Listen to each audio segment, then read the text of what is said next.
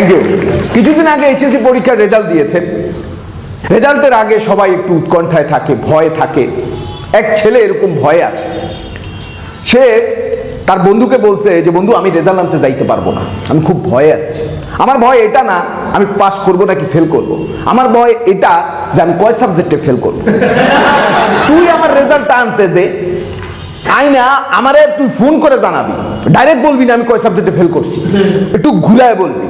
ধর আমি যদি এক সাবজেক্টে ফেল করি বলবি ঢাকা জেলার পক্ষ থেকে সালাম, যদি 2 সাবজেক্টে ফেল করি তাহলে বলবি ঢাকা বিভাগের পক্ষ থেকে সালাম, আর যদি 3 সাবজেক্টে ফেল করি বলবি 8 বিভাগের পক্ষ থেকে সালাম।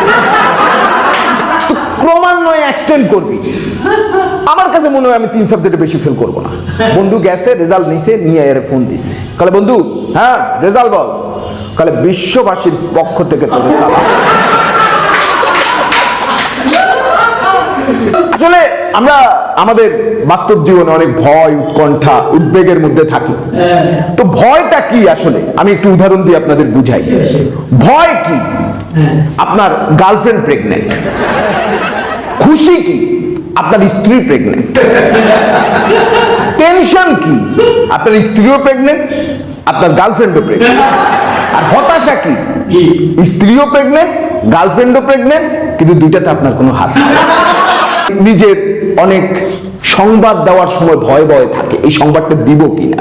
এক স্ত্রী প্রেগনেন্ট, সে তার স্বামীকে বলছে যে একটা কথা বলবো, আমাকে মারবে না তো? বলছে না মারবো না। কি? বলছে না তুমি মারবে। বলছে না মারবো না, বলো। বলছে আমি না প্রেগনেন্ট। আরে এটা মারার কি আছে, এটা তো খুশির খবর, আমি কেন মারবো তোমাকে, তোমার কেন মনে হয়েছে এটা? বলছে না এইচএসসি পরীক্ষার আগে আব্বারে একবার বলছিলাম খুব মারছি। 2-3 ভাই, ওরা 3 ভাই, 3 ভাই খুব গর্ব করে বলতেছে জানেন আমাদের 3 ভাইয়ের মধ্যে আমাদের বড় ভাই হচ্ছে সবচাইতে সাহসী।